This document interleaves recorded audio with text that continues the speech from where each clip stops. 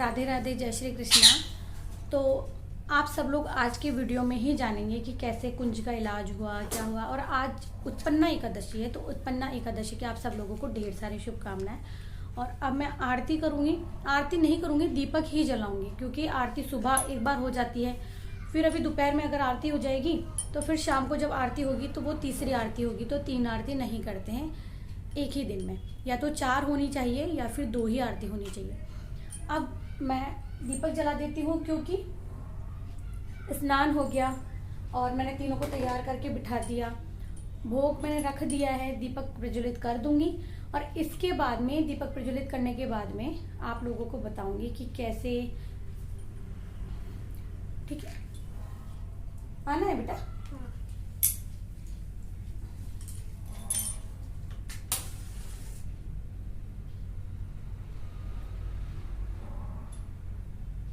क्योंकि क्या होता है ना, जब मंदिर में हम लोग वहाँ आरती करते हैं ना, तो हस्बैंड वो आरती पंचदीप में जो हम जलाते हैं, वो आरती हम यहाँ लेकर के आते हैं।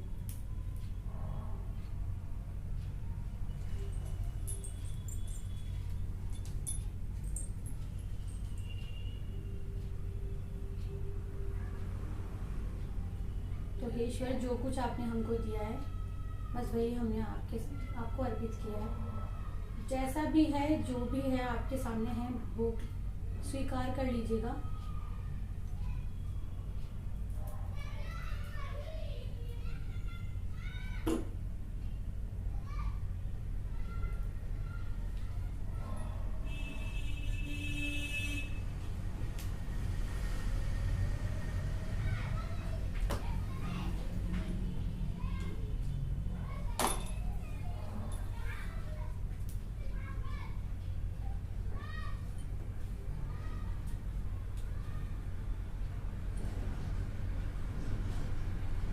अच्छा, कई लोग कहते हैं कि लड्डू गोपाल जी से कुछ मांगते नहीं हैं। ठीक है, मैं एक ही बात कहना चाहूंगी कि हमारा भाव है इनसे, ये हमारे मानसिक पुत्र हैं, हमारा भाव है इनसे कि हम इन्हें पुत्र समान मानते हैं। लेकिन सच्चाई क्या है? सच्चाई है कि ये सांसारिक नहीं है, ये श्री कृष्ण के बाल रूप है, श्री हरि के बाल रूप, श्री कृष्ण के बाल रूप, श्री हरि का अवतार श्री कृष्ण है। तो इस तरह से, ताकि इनकी सेवा ना हम बड़े प्रेम से कर सकें, बहुत ही मन से कर सकें। इनका छोटा स्वरूप क्यों हुआ, इसका शायद वीडियो शायद भैया ने डाला था, मैंने अब तक नहीं डाला, लेकिन मैं बताऊंगी किसी दिन कि इनका बाल रूप कैसे आया, क्या है। तो इनकी सेवा इस तरह से सरल हो जाती है। और आप खुद ही देखिए कि जब हम इनकी सेवा इस सरल रूप में कर रहे होते हैं तो हम कितने आनंदित होते हैं, कितना आनंद आता है हमको। तो तीनों बच्चे तैयार हो गए हैं। मैं आपको थोड़ा पास से दिखा देती हूँ कि आज लड्डू, कुंज और गोपाल कैसे लग रहे हैं। अच्छा, लड्डू, कुंज और गोपाल मैंने कैसे नाम दिया कि मेरी नज़र में यूँ लगता है मुझे लड्डू बड़ा है और कुंज अभी घर में आए हैं, उनकी सेवा आई है। बहुत कुछ ऐसे इनके घर में आने के बाद में एक चीज़ मैंने देखी कि अब हर बात शेयर भी नहीं की जा सकती। एक काम ऐसा था जो बन नहीं पा रहा था, लेकिन वो इनके आने से बन गया। और फिर अचानक ऐसा होता है कि प्रभु हमारी परीक्षा लेते हैं, और वो जब परीक्षा ले रहे होते हैं तो वो यही देखते हैं कि किसी भी हाल में हम उनको छोड़े नहीं, त्यागे नहीं। तो कभी कभार हम लोग दुखी होकर के ना इनका त्याग कर देते हैं। कई लोग सेवा तो लेकर के आ जाते हैं, लेकिन मंदिर में दे करके आ जाते हैं। तो ऐसा नहीं होना चाहिए। या तो आप सेवा मत लीजिए, या अपना जो सेवा नियम धर्म आपने लिए हैं उन्हें प्रॉपर तरीके से निभाइए। और देखिए, कान्हा तो अभी बहुत छोटा है ना, इतना बड़ा नहीं है, लेकिन फिर भी जितना हो सकता है मैं कान्हा को सिखाती हूँ और इसके हाथ से सेवा करवाती हूँ। क्योंकि हम जो कर रहे हैं वही हमारे बच्चे करेंगे।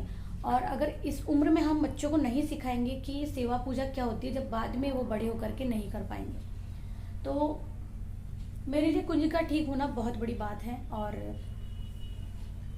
बस ये कहूँगी कि आपको एक बात, अगर आप लोगों ने ठीक से देखी हो तो एक बात आप इसमें नोटिस करेंगे कि जब कुंज हमारे घर में आए थे, मैं रेस्पेक्ट करती हूँ, इसलिए रेस्पेक्ट करती हूँ कि कुंज की सेवा आई है, प्रभु समान है, पुत्र रूप में मैं देखती हूँ। लेकिन हर बार मैंने कहा ना, सारे नियम मैं निभाती हूँ। रथ यात्रा हो या ठाकुर जी को नौका विहार करवाना हो या इन्हें पुष्प सेवा देनी हो, या इनको गर्मियों में हमें इत्र सेवा देनी हो, या रोज़ाना रात को इन्हें इत्र सेवा देनी हो, प्रॉपर वो नियम मैं निभाती हूँ जो हमको निभाना चाहिए। और कुंज ना मुझे लगते हैं कि जब आए थे ना तो बड़े कमज़ोर से थे, लेकिन अब ऐसे लगता है कि कुंज ना थोड़े से मोटे हो गए हैं, यानी कि ताज़ा ताज़ा दिखने लगे हैं। और ये चीज़ आप लोग नोटिस कर सकते हैं जब मैं आपको पास से दिखाऊंगी। तो चलिए मैं आपको दिखाती हूँ।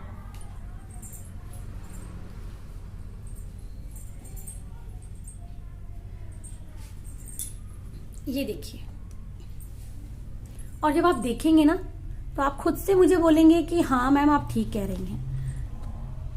आप मुझे दीदी बोला कीजिए, मुझे बहुत अच्छा लगता है। देखा? और ये हमारे लड्डू बाबू, और लड्डू में भी आपको शायद कुछ बदलाव नजर आए, शायद। अच्छा, आप बीच में देख पा रहे होंगे कि केवल मैंने चंदन टीका दिखाया है इनको। हमारे यहाँ मौसम ना बहुत ज़्यादा ख़राब हो रहा है, वो भी मैं आपको अभी दिखा दूंगी। और ये हमने जो भोग लगाया है आज उत्पन्ना एकादशी पर, शाम को विशेष भोजन बनेगा इनके लिए, उसका भोग लगेगा। और इसके बाद में मैं लड्डू और गोपाल और कुंज को मंदिर में लेकर जाऊंगी, जो हमारा मंदिर है पापा वाले रूम में, उसमें लेकर के जाऊंगी। तो ये देखिए, एक बात मैं आपको बताती हूँ, अगर आप लोग नोटिस कर पाए तो, कि चोट ना हमारे लड्डू को भी, सॉरी लड्डू को नहीं, हमारे गोपाल को भी लगी थी। आप गौर से देखेंगे ना तो गोपाल को चोट लगी थी यहाँ, इस जगह। मैं फिर कभी पास से दिखा दूंगी अगर आपको नजर नहीं आ रहा है तो। लेकिन अभी आप देखिए,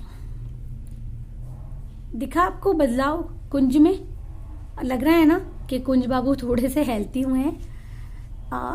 देखिए ये हमारे लड्डू बाबू। तो अब इन्हें भोग प्रसादी ग्रहण करने देते हैं। देखिए, वरना कहेंगे ना मम्मा इनको परेशान कर रही है। तो ऐसा करते हैं, पहले ये भोग प्रसादी ग्रहण कर लेते हैं, फिर इनके बारे में चर्चा करते हैं। जय श्री कृष्णा, राधे राधे। कैसे हैं आप सब लोग? आशा रखती हूँ अच्छे ही होंगे। स्वागत करती हूँ आप सभी लोगों का लड्डू गोपाल जी की सेवा ज्ञान भक्ति चैनल में। और आज के इस वीडियो में हम जान रहे हैं कुंज बाबू हमारे कैसे ठीक हुए। तो बहुत थोड़ा शॉर्टकट में मैं बताऊंगी, क्योंकि वीडियो काफ़ी बड़ा हो जाएगा और आप लोग स्किप करके देखेंगे, आप लोगों को समझ में नहीं आएगा, फिर आप मुझे कमेंट सेक्शन में कमेंट करके पूछेंगे। तो इसीलिए आप वीडियो को फुल वॉच कीजिएगा, ताकि आप नेक्स्ट टाइम मुझसे पूछें नहीं, क्योंकि इस एक ही वीडियो में मैं आपको आपके सारे सवालों के जवाब दे दूंगी। तो कुंज बाबू के साथ में जो ये दुर्घटना हुई, इसमें बिल्कुल घर में से कोई भी सदस्य जिम्मेदार नहीं था, क्योंकि जिस दिन 2 दिसंबर को हमारे यहाँ बरसी और सुंदरकांड का प्रोग्राम था, तो लड्डू गोपाल जी को भी मैंने तैयार कर दिया था। और तैयार करने के बाद में छोटी वाली सिस्टर ने कहा कि दी ठाकुर जी को भी आप वहीं उसी कमरे में विराजमान कर दो, अगर तैयार कर दिया है तो। बस मासी की लड़की थी साथ में, उन्होंने लड्डू को लिया और उनके सोफे सही थी, और मैंने सिंहासन उठा लिया। मैंने ये सिंहासन ले जा करके, आपने देखा होगा पूजा के रूम में जो खिड़की है वहाँ बक्से पर रख दिया।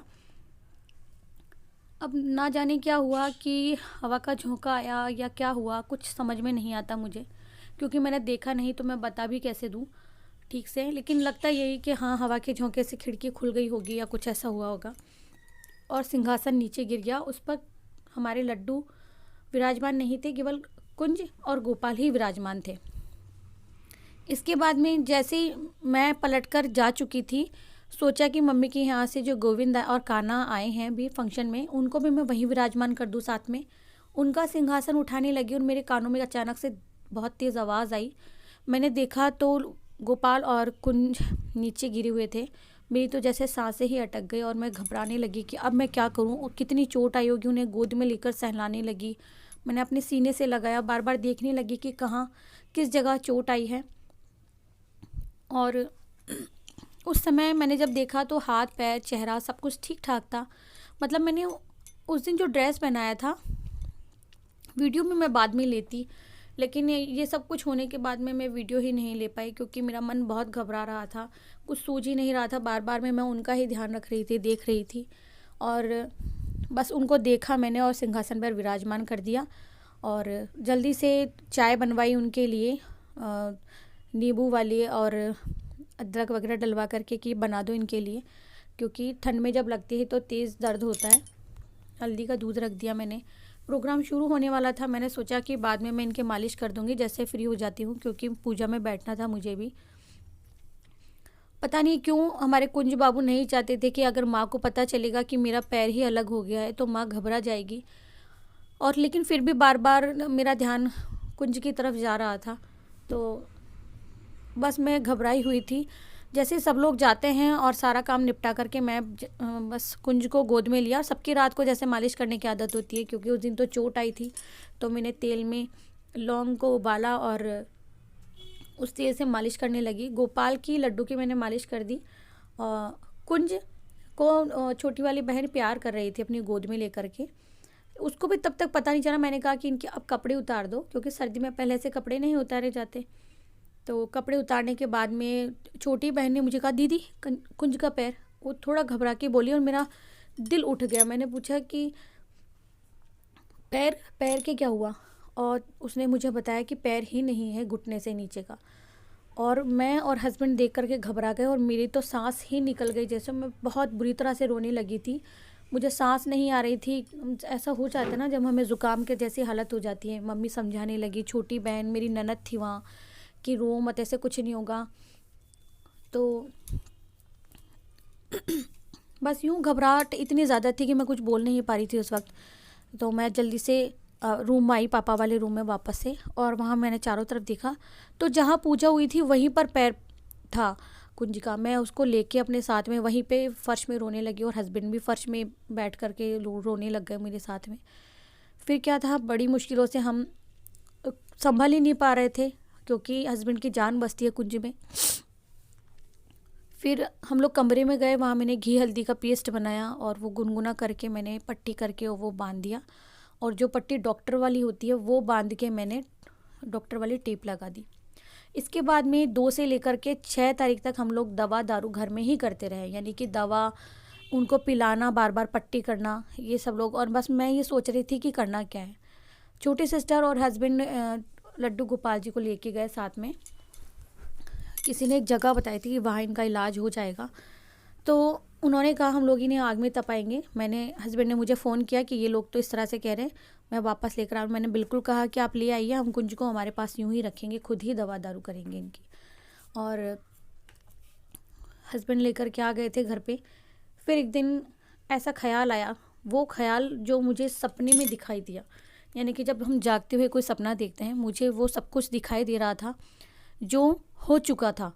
यानी कहने का मतलब ये है कि जो पैर जुड़ जाने वाली स्थिति होती है, कि पैर जुड़ गया है और हमारे कुंज बाबू बहुत सुंदर, बहुत अच्छी पोशाक में बैठे हैं, वो मुझे नज़र आ गया था। तो बस जो मतलब क्या दिखाई दिया था वो मैं नहीं बता सकती, क्योंकि जैसा कि मैंने आपको बताया था कि एक चमत्कार ऐसा हुआ था कि अगर मैं वो बताऊं तो आपको लगेगा कि ये सब कुछ पहले से ही मतलब भगवान जी ने सब कुछ पहले से ही निश्चित कर लिया था कि क्या होना है क्या नहीं होना।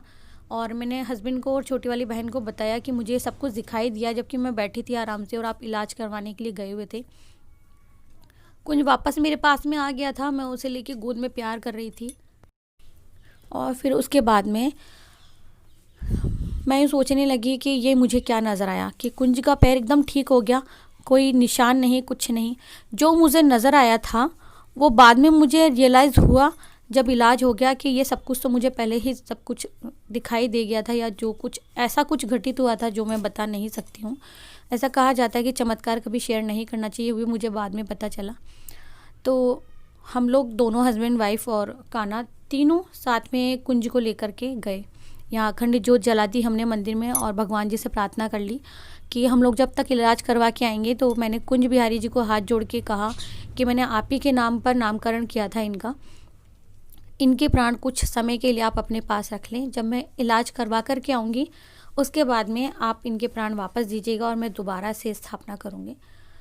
बस हम लोग निकल पड़े घर से, और हमने कुछ एक लोगों से, जो लोग पीतल का काम करते हैं, वहाँ हर दुकान पर जाकर हमने पूछा। उनमें से एक दुकान वाले भैया ने कहा कि आप किस चीज़ को जुड़वाना चाहते हो। फिर उन्होंने कहा कि आप बताइए आराम से, जब तक बताएंगे नहीं तो हम लोग बता नहीं पाएंगे।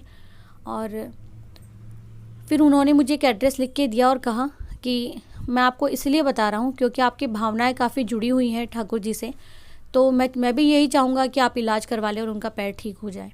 और बस मैं और पतिदेव वहाँ चले गए। वहाँ जैसे ही हम पहुँचे तो उन लोगों ने देखते ही ठाकुर जी को, वो लोग समझ गए कि ये इलाज करवाने के लिए यहाँ पर आए हैं, क्योंकि इससे पहले भी वो लड्डू गोपाल जी का इलाज कर चुके थे, किसी के 10 नंबर के लड्डू गोपाल जी का हाथ का इलाज। तो उन्होंने जाते ही हाथ जोड़ा और मंत्र जाप करने लगे और फिर हमें कह दिया था, मुझे और हस्बैंड को, कि आप लोग यहाँ सामने ना रहें, क्योंकि जब हमारा भी इलाज होता है तो डॉक्टर अकेले में इलाज करते हैं। तो अकेले का मतलब ये था, इलाज तो वो सामने ही कर रहे थे, लेकिन हमें कहा कि आप लोग ना देखें। और बस पति देव मंत्र जाप कर रहे थे, वो जो इलाज कर रहे थे वो भी मंत्र जाप कर रहे थे। हमने देखा कुछ नहीं अपनी आंखों से, तो पता भी नहीं कैसे क्या किया। बस ये मैंने देखा कि उन्होंने तपाया कुछ नहीं किया था, ओनली पैर का इलाज किया था। और इससे पहले उन्होंने एक मिट्टी का लेप किया था इनके ऊपर, और वो निरंतर भगवान का जाप करते जा रहे थे। तो सामने एक दुकान थी, शॉप वाले भैया से मैंने पूछा कि भैया क्या मैं यहाँ बैठ कर के मंत्र जाप कर सकती हूँ जब तक उनका इलाज चलेगा। और उन भैया ने भी बिल्कुल मना नहीं किया, और मैं वहाँ उनकी शॉप में अंदर जाकर बैठ कर के मंत्र जाप कर रही थी। कान्हा मेरे पास बैठा था, वो भी मंत्र जाप को, वो तो रोने ही लगा था कि मम्मा मुझे बहुत डर लग रहा है, कुंज का पैर में दर्द होगा। तो उसके पापा फिर उसको मेरे पास में बिठा के चले गए थे। और बस इलाज होने के बाद में मैं सिर्फ इतना जानती हूँ कि मुझे बहुत तसल्ली हुई मन में। और फिर मैंने और हस्बैंड ने फैसला किया कि हम लोग राधा गोविंद देव जी मंदिर वहाँ जाकर एक बार मत्था टेकेंगे, और वहाँ से इनका जो नई पोशाक और सामान लेकर के, यानी कि दोबारा से हमें स्थापना करनी है, तो हम लोग नई पोशाक वगैरह सब कुछ लाके और फिर वहाँ से निकले। इन सब के लिए हम लोग घर से निकले थे 1 बजे के आसपास, और घर आते आते हमें 6 बज चुके थे।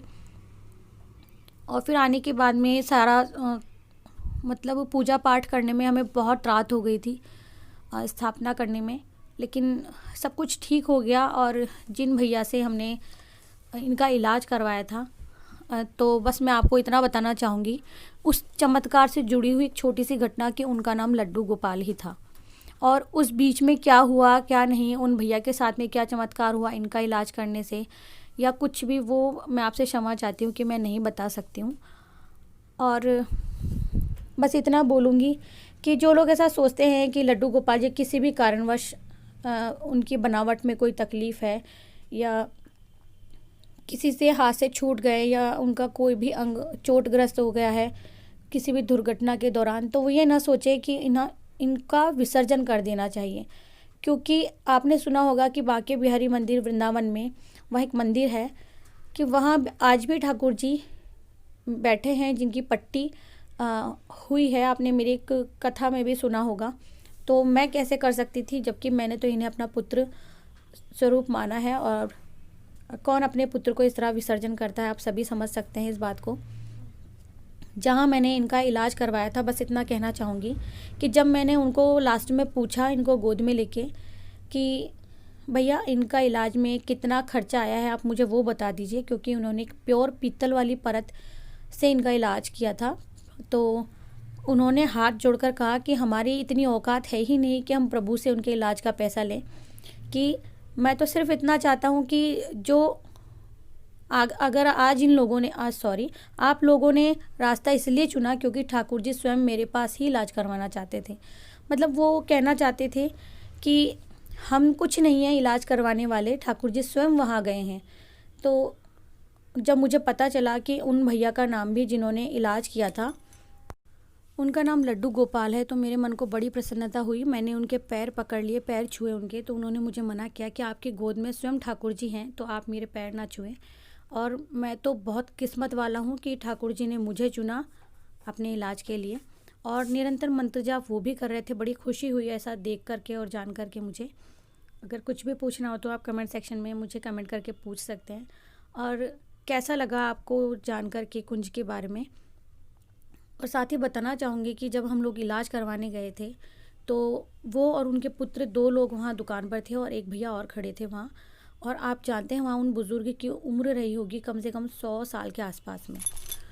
और इतना प्यार से उन्होंने मुझे कहा कि बेटा ठाकुर जी की भक्ति बहुत अच्छे से करते हो, बस थोड़ा सा ध्यान रखा करो।